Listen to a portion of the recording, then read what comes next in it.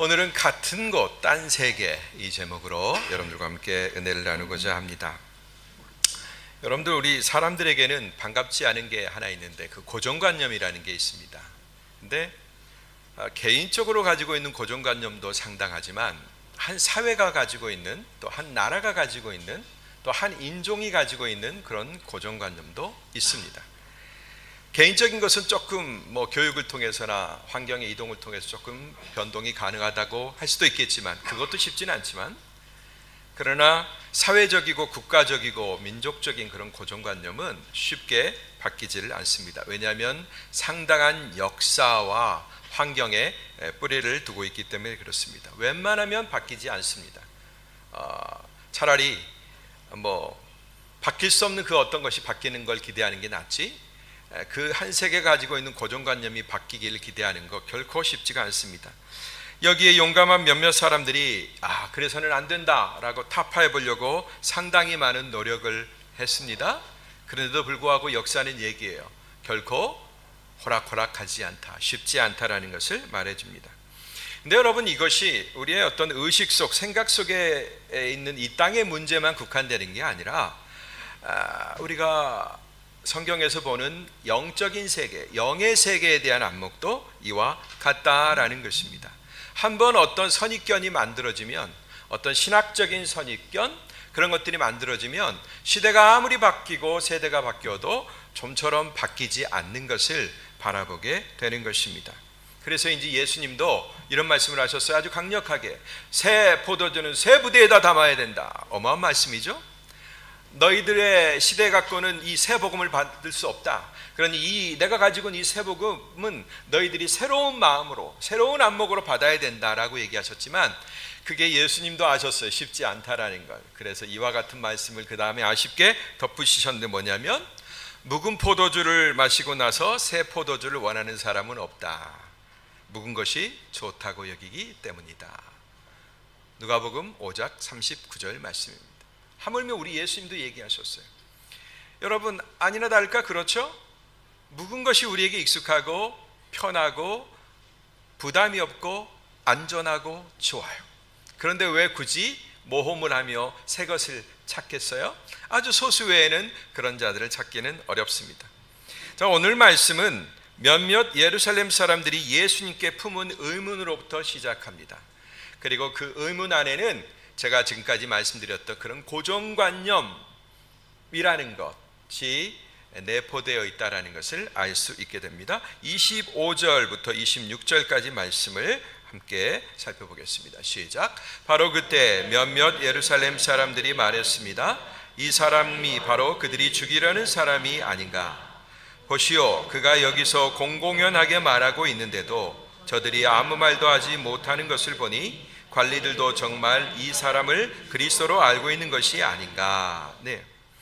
여러분, 오늘 문제를 제기한 사람은, 이 문제를 제기한 사람은 성경에 기록되어 있습니다. 예루살렘 사람이다라는 것이죠. 우리식으로 얘기하면 이스탄불 사람들이다, 혹은 한국식으로 얘기하면 서울 사람들이다라고 볼 수 있겠습니다. 이들의 말에는 종교 당국을 향한 상당히 못마땅한 그런 심기가 느껴집니다. 지금 우리 유대 사회에 한참 무리를 일으키고 있는 이 한 풋내기가 감히 예루살렘 성전 한복판에서 용감하게 외치고 있는데, 공공연하게 떠들고 있는데 왜 아무도 제지하지 않는가? 이거에 대한 불평을 얘기하고 있다는 거예요. 지금 세간의 주목을 끌고 있는 이 예수는, 그렇지만 그들 보기에는 이 한 젊은이가 굉장히 신선한 바람을 불어오고 유대 사회에 굉장히 큰 바람을 불어오고 있는데도 불구하고 그 예루살렘 사람들이 보기에 그리스도는 커녕, 이 예수가 그리스도이긴커녕 그냥 갈릴리 촌뜨기에 불과했다라는 것입니다. 갈릴리 촌뜨기예요. 출신도 몰라, 그 집안이 어떤지도 몰라, 그냥 볼 필요 정도도 없을 정도로, 연구해 볼 가치도 없을 정도로 그들에게 무시받고 있는 그런 대상이다라는 거예요. 자, 이 얘기를 예수님께서 들으셨어요. 그리고 예수님은 정색하고 이제 그들에 대항해서 자신의 출신을 밝히시는 모습을 보게 됩니다. 28절, 29절 말씀을 보겠습니다. 시작. 그러자 예수께서는 성전에서 가르치시다가 큰 소리로 말씀하셨습니다. 너희는 나를 알고 또 내가 어디서 왔는지 안다. 그러나 나는 이곳에 내 스스로 온 것이 아니다. 나를 보내신 분은 참되시다. 너희는 그분을 알지 못하지만 나는 그분을 안다. 내가 그분에게서 왔고 그분은 나를 보내셨기 때문이다. 한창 예루살렘 성전에서 가르침에 열중하셨던 우리 주님이 갑자기 고개를 돌리고 정색하면서 그들에게 큰 소리로 대꾸하시는 거예요. 여러분, 이 큰 소리라고 하면 뭐가 묻어 있나요? 당당함과 자신감이 그 안에 묻어 있는 거죠. 당당함과 자신감이 없다면 그냥 기어 들어가는 소리로, 아니면 그냥 아유 너희들은 그렇게 말해라 하면서 외면해버리고 말았을 겁니다. 그러나 주님의 말씀에는, 그 큰 소리의 말씀에는 당당함과 자신감이 들어있어요. 그래, 너희는 내가 어디서 왔는지 안다고 말하는구나. 그러나 너희가 아는 대로 나는 내 임의대로 오지 않았고 나는 보냄을 받았다. 너희는 그분을 모르지만 나는 그분을 안다. 왜냐하면 내가 그분에게 보냄을 받았기 때문이다. 이런 말씀을 하셨어요. 여러분, 이 말을 듣고 거기에 있는 예루살렘 사람들은 마치 당연한 듯이, 그리고 자신들한테 무슨 그런 권리라도 있는 것처럼 예수님을 붙잡으려고 했습니다. 그러나 붙잡으려고 하기는 했는데 그 중에 아무도 예수님께 손을 댈 만한 그런 담력이나 용기가 없었어요. 소위 입만 시끄러운 사람들인 거예요. 입만 시끄러운 사람들. 그들의 속은 시끄러운 말로, 소리들로만 가득 차 있었습니다. 반대로 우리 예수님은 너무나 당당하셨어요. 용감하셨어요. 왜 그러셨을까요? 왜 예수님께서 큰 소리로 그들에게 대꾸하셨을까요? 내가 억울하니까, 나를 잘 못 알아주니까 그러셨을까요? 사실은 여러분, 우리가 지금 이 말씀이 초막절에 선포된 말씀이라고 그랬죠. 예수님은 이 초막절에 굳이 자기 동생들에게까지 숨기면서 예루살렘으로 오신 목적과 이유가 있었어요. 이 초막절에 아버지 하나님께서 그 백성에게 주신 생명의 물, 생수에 대해서 기어이 선포하셔야 되기 때문에 그래요. 초막절은 물과 연관되어 있는 그런 절기입니다. 자, 바로 그 일로 인해서 이제 당국자들이 가장 경계하는 일, 어떤 일이죠? 예수님을 믿는 일이 생기는 거예요. 자, 31절 말씀 보겠습니다. 시작. 그러나 무리 가운데서 많은 사람이 예수를 믿었습니다. 그들은 그리스도께서 오시더라도 이분보다 더 많은 표적들을 행하시겠는가? 라고 말했습니다. 네. 이제 무리들 가운데서 믿는 자들이 생겨나는 거예요. 예수님을 인정하는 사람들이 생겨나는 거예요. 이건 당국자들이 굉장히 예의주시하며 그러지 않기를 기대하고 바랬던 일이죠. 그런데 이제 예수님이 초막절에 선포하신 그 말씀, 성전에서 가르치신 그 말씀을 듣고 예수님을 인정하기 시작하는 사람들이 생겼다라는 거예요. 그들은 어떻게 해서 인정하게 됐죠? 여기 있는 예루살렘 사람들과 달리 어떻게 해서 예수님을 인정하게 됐습니까? 그들은 순전하게 다른 모든 거, 출신에 대한 거, 이런 모든 것들, 선입견들 빼어놓고 순수하게 예수님의 말씀과 예수님이 일으키시는 표적에 집중했기 때문에 그렇습니다. 그들의 눈앞에서 일으키셨던 예수님의 표적이야말로 하나님 나라의 생동감, 활력, 살아있는 능력, 그걸 가장 확실하게 있는 그대로 보여주었기 때문이죠. 부인할래야? 부인할 수가 없었어요. 아니, 진짜 당신들은 그리스도가 아니라고 부인하는데 설사 아니라고 합시다. 근데 그리스도가 오시더라도 이분이 행한 것보다 더 많은 표적을 행하겠습니까? 할 정도로 예수님의 표적은 그들 눈에 부인할래야 부인할 수 없는 증거였다라는 것입니다. 이 파문으로 인해서 즉시 예수를 주목하던 바리새인들과 대제사장들에게 이 파문이 전달되었습니다. 여러분, 원래 아시죠? 바리새인들과 제사장들이 안 친한 거? 평소에는 왼수지가 아닙니다. 그냥 못 죽여서 안달인 관계입니다. 고양이와 쥐의 관계입니다. 그런데 이 바리새인들이 먼저 이야기를 들었어요. 그리고 그것을 권력을 가지고 있는 종교 당국자들, 제사장들, 사두개인들에게 얘기합니다. 그리고 이제 그들이 어떻게 하죠? 드디어 그들이 행동을 개시하는데요. 어떤 행동을 개시합니까? 예수님을 체포하라고 성전에 경비병들을 보내는 거예요. 바리새인들은 그마저 능력이 없어요. 그런 권력도 없어요. 성전에 경비병을 둘 수 있는 권력은 사두개인들, 제사장들한테 있었던 것입니다. 근데 여러분, 이게 너무나 형편없고 가소롭습니다. 제가 보기에는. 여러분, 그들 유대는 로마의 속국이었죠. 그리고 유대인들은 하도 많이 말썽을 일으키기 때문에 무슨 자기들끼리 자결권을 가지거나 군사력을 가지거나 행정권을 가지거나 할 수 없었습니다. 특별히 그 조그만 나라에 총독까지 보내서 관리할 정도로 로마에게는 골치 아픈 지역이었어요. 그래서 그래도 우리는 이 성전을 지켜야 됩니다. 겨우 조금, 세 발의 피만큼 그 조그마한 권력을 받아서 다른 것도 아니라 행정력도 아니라 그 성전 하나 지키는 경비병 정도 받아서 활용할 수 있는 그들의 권력이었다라는 거예요. 근데 그 권력을 어디서 받아요? 세상 권력의 중심인 로마에게서 받은 거죠. 그 허락받은 작은 종교 권력을 가지고 감히 하나님 나라의 권력을 가지고 오신 하나님 나라의 위대한 능력, 어떤 강력도 대항할 수 없는 그 하나님 나라의 위대함을 가지고 오신 예수 그리스도를 제지하려고 하고 체포하려고 하고 있단 말이에요. 여러분, 이게 말이 돼요? 그래서 제가 가소롭다고 한 겁니다. 너무나 가소로운 것입니다. 그들을 보신 예수님, 그들의 행위를 보신 예수님이 이어서 또 그들이 이해할 수 없는 말씀을 하셨습니다. 33절, 34절 말씀 보겠습니다. 시작. 예수께서 말씀하셨습니다.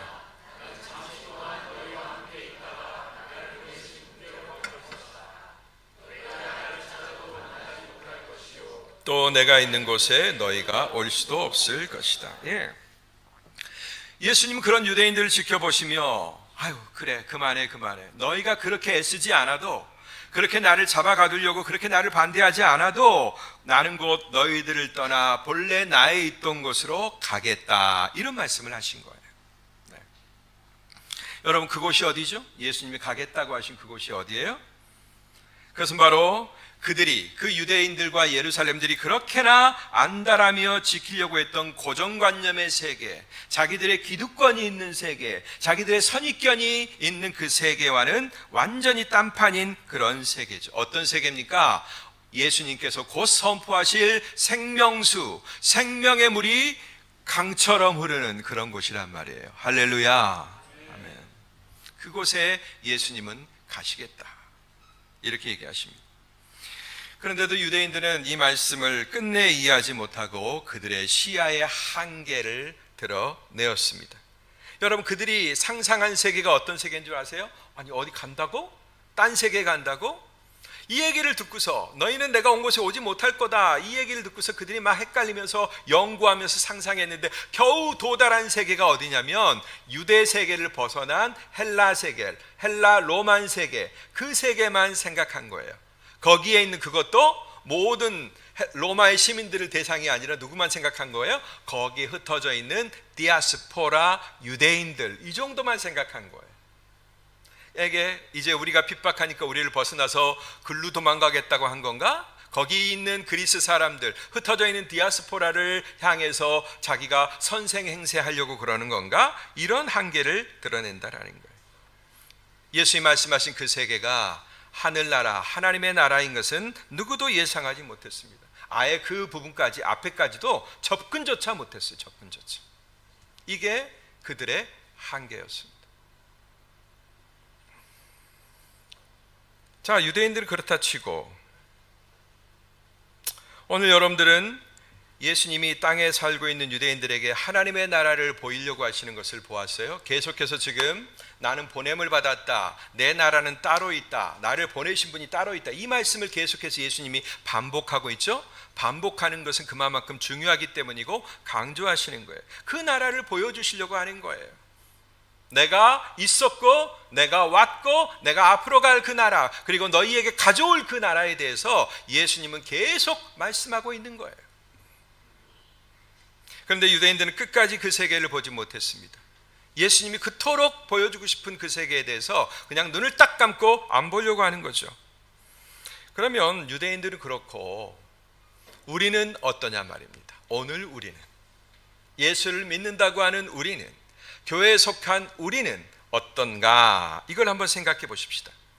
그들처럼 우리들도 예수님이 말씀한 그 나라를 조망하기가 영영 어려운가요?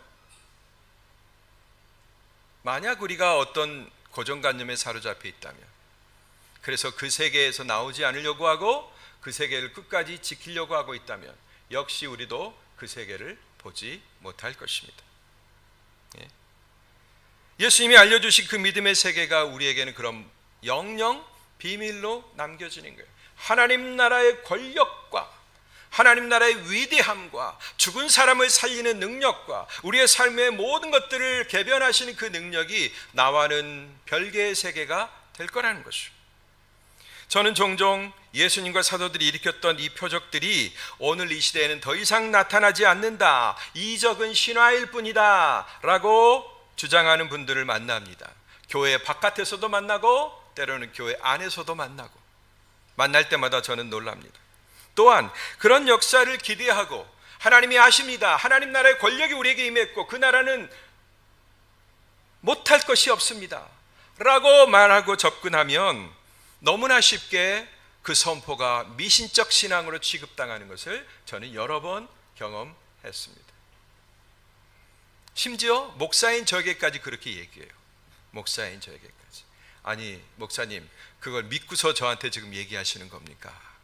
그건 신화의 세계 아닙니까?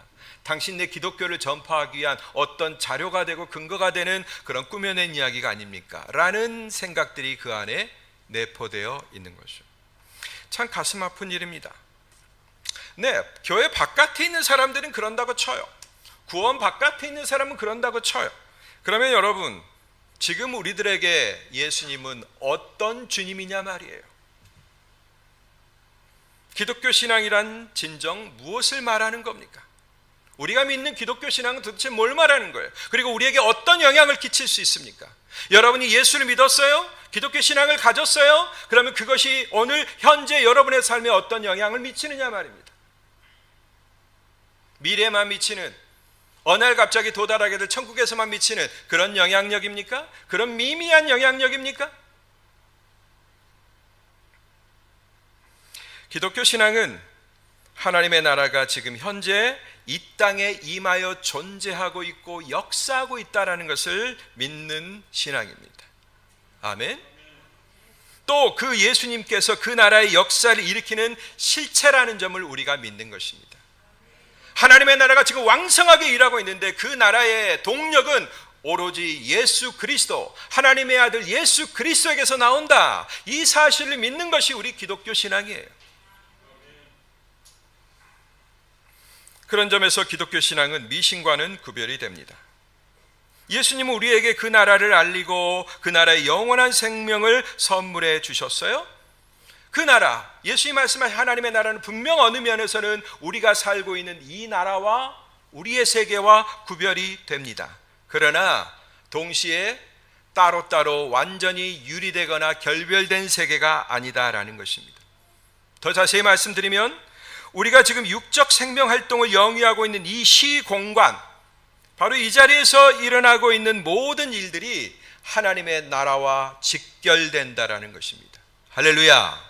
네, 틀림없는 사실입니다.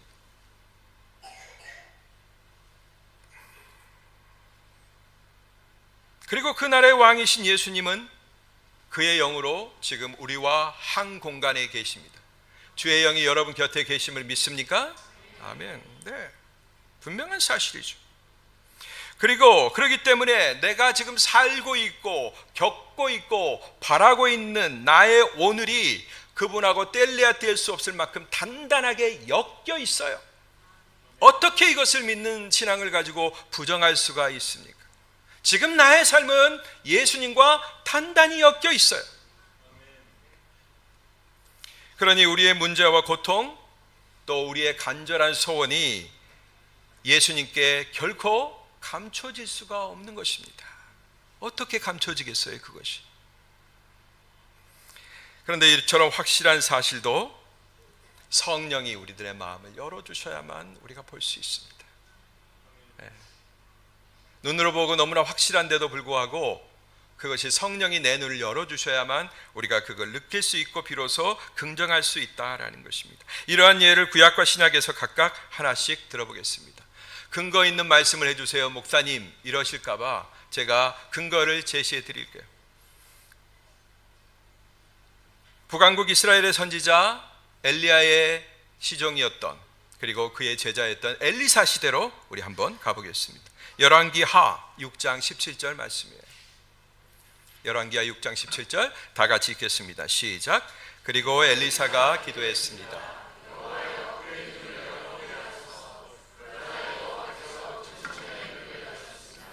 그가 보니 불말과 불전차가 산에 가득했는데 그 불말과 불전차들이 엘리사를 둘러싸고 있는 것이었습니다.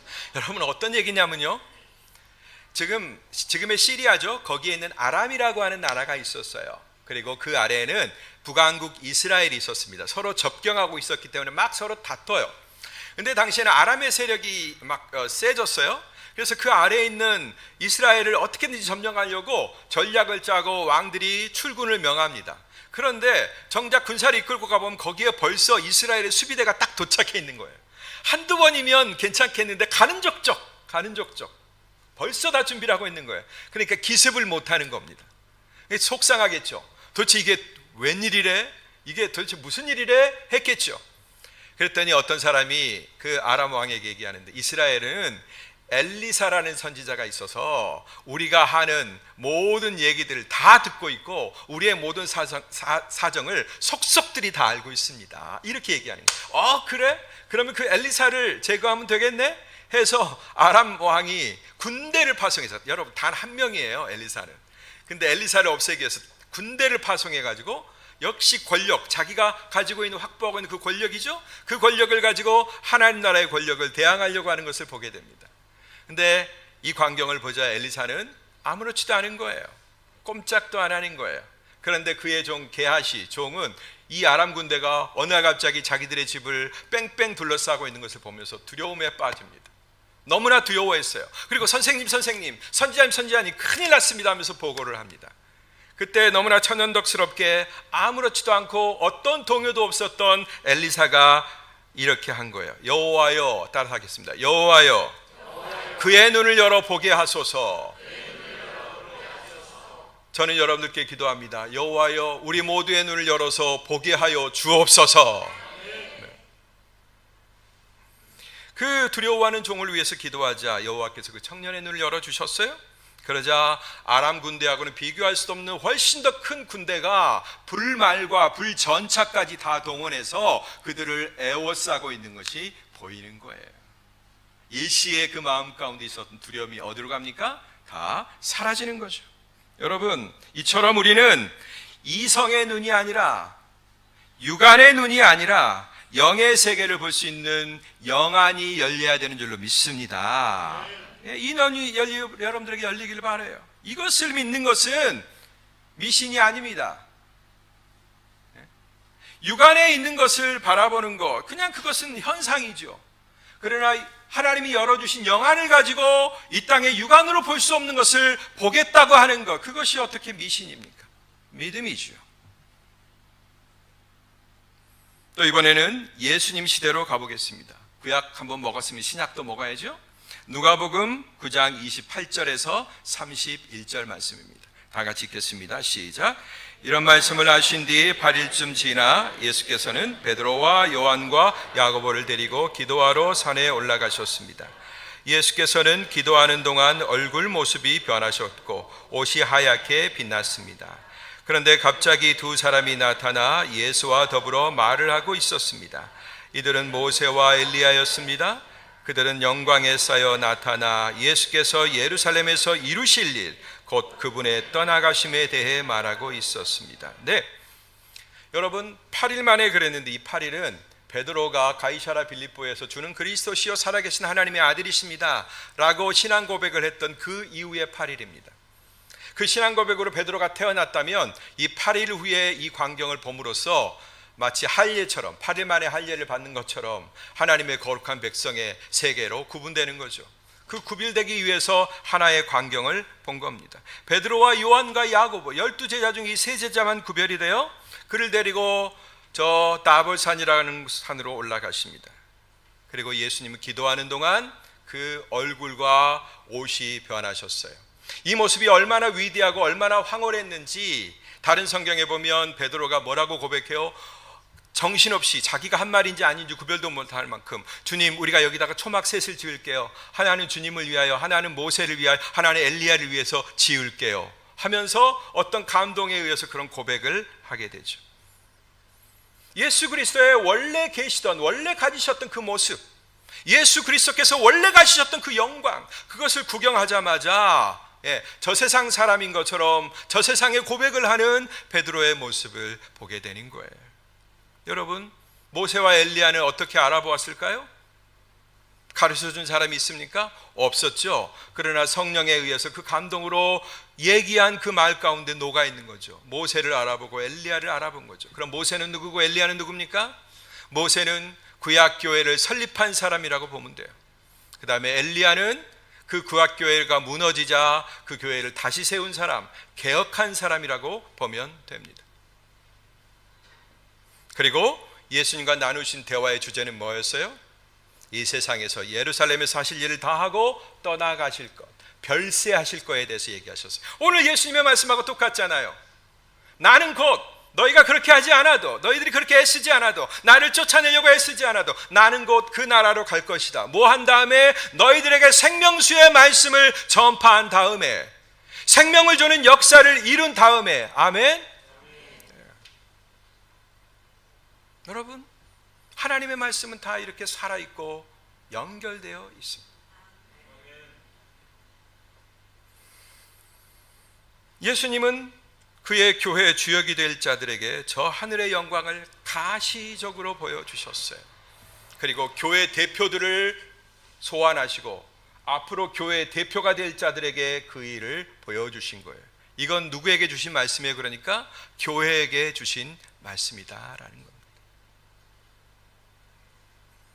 예수님은 굉장한 목적을 가지고 이 일을 시행하셨어요. 엘리사보다 훨씬 더 큰 혜택을 그들에게 주셨죠. 이게 여러분 마술적 역사입니까? 뭐 화면에 갑자기 그냥 삐리리리 하면서 환하게 보이게 하는 엄청난 조명으로 밝힌 그런 모습입니까? 세상에 빨래하는 사람이 더 이상 희귀할 수 없을 정도의 영광으로 보여주셨어요. 뭐 때문입니까? 그 나라의 영광을 보라는 거예요. 따라 합시다. 그 나라의 영광을 보여주시는 대로 보자, 이겁니다. 그런데 정작 신앙한다는 우리가 그 나라를 우리의 방식대로, 우리 나름대로 해석하고 제안하고, 그래 하나님의 나라는 이 정도야, 신앙의 사는 세계는 내가 아는 때는 이 정도에 불과해. 여러분, 이렇게 우리가 재단하고 전망한다면 그게 과연 옳은 일이겠습니까? 여러분, 우리가 안전하다고 믿어온 고정관념과 합리성의 세계가 사실은 더욱 개혁의 대상입니다. 우리는 합리성을 믿는 사람들이에요. 그렇기 때문에 이 합리성보다도 인간을 설득 잘하는 게 없습니다. 거기에는 대부분 다 설득당해요. 과학, 의학, 생물학, 무슨 아카데믹한 그런 학이 들어가면 우리는 거기다가 일종의 권위를 부여합니다. 그리고 거기에서 일종의 고정관념이 나와요. 진화론을 주장하는 사람들 앞에 창조론을 얘기하면 웃습니다. 여러분, 그러나 그 합리성의 세계, 이성의 세계가 사실은 개혁의 대상이라는 겁니다. 여러분, 개혁이 뭐 어려운 말로도 우리가 수식할 수 있지만 진짜 개혁은 뭡니까? 쉽게 얘기하면 바로 주님의 시각으로 보는 거예요. 원래 볼 것을 제대로 보는 거예요. 그렇게 안 보도록 많이 삐뚤어졌기 때문에 우리가 그것들을 보는 겁니다. 이것은 맹목적인 미신뿐만 아니라 그 반대편에 있는 이성과 과학적 사고방식 등 모든 영역의 확대가 되는 거예요. 뭐가? 개혁이. 주님의 눈으로 보는 것이, 미신의 세계도 주님의 세계로 눈으로 봐야 되고, 과학과 합리성과 이성의 세계도 주님의 안목으로 봐야 된다는 거죠. 그게 개혁입니다. 우리를 바꾸는 거예요. 우리는 그 둘 중 하나에 혹은 두 가지 모두에 빠져 있기 때문에 그렇습니다. 여러분, 우리 이웃나라 일본 얼마나 과학기술이 발전돼 있어요? 세계에서 두 번째 가라고 하면 서러워할 만큼 자신감이 있고 과학을 발전시켰고 기술을 발전시킨 그런 나라죠. 여기 우리 일본통 계십니다. 우리 두 분 계시는데, 여러분, 일본의 그 수많은 지식인들이 얼마나 엄청난 지식을 쌓았어요? 그래서 노벨상, 이 지적 산물을 만들어낸 사람들에게 주는 상이 노벨상 아닙니까? 유대인들 다음으로 아마 일본인이 많을 거요. 어마어마한 사람들이 노벨상을 받은, 우리가 무시해도 될 만한 민족이 아닙니다. 그런데 그런 과학을 발전시키고 서양 문물을 빨리 받아들였던 그 일본인들이 그 집들에 가면, 그들의 가게에 가면 뭐가 있어요? 다 신사가 있죠. 자기 개인들의 신이 있죠. 예. 얼마나 합리적인 사람들이 동시에 얼마나 미신적입니까? 이게 비단 일본 사람만 얘기할 게 아니라 우리 모두가 마찬가지인 거예요. 굉장히 합리적인 것 같은데 사실은 그 속을 들여다보면 엄청난 미신이 들어있는 거예요. 엄청난 미신 속에서만 사는 것 같은데 나름대로 그 안에 합리성을 가지고 있어요. 요즘 우리나라 정치판에서 다루는 주제들처럼. 예. 이 두 가지 시야가 개혁되지 않으면 우리는 참된 신앙에 진입할 수가 없습니다. 그래서 계속 예수님이 시야를 바꿔라, 시각을 바꿔라, 너희들의 눈을 개혁하라 라고 계속 지금 반복해서 이 말씀을 하시는 중이에요. 이제 우리 주님 예수께서 오늘 이 시간에 여러분의 눈을 성경시대와 같이 열어주시기를 바랍니다. 엘리사가 그의 종 게하시를 위해서 기도했을 때 보이지 않던 불말과 불병거가 보였던 것처럼 여러분의 눈에 하나님 나라의 위대한 권력이 보여지게 되기를 바랍니다. 우리가 보지 못했던 예수 그리스도의 영광, 세상에 그 어떤 사람도 구현할 수 없는 놀라운 영광이 여러분의 눈에 보여지게 되기를 바랍니다. 이것이 주님이 보시기 원하는 거예요. 그래서 나는 너희를 버리고 딴 나라로 가겠다가 아니라 그 나라에 가서 너희가 거부할 수 없는 영광으로 다시 오겠다라는 것입니다.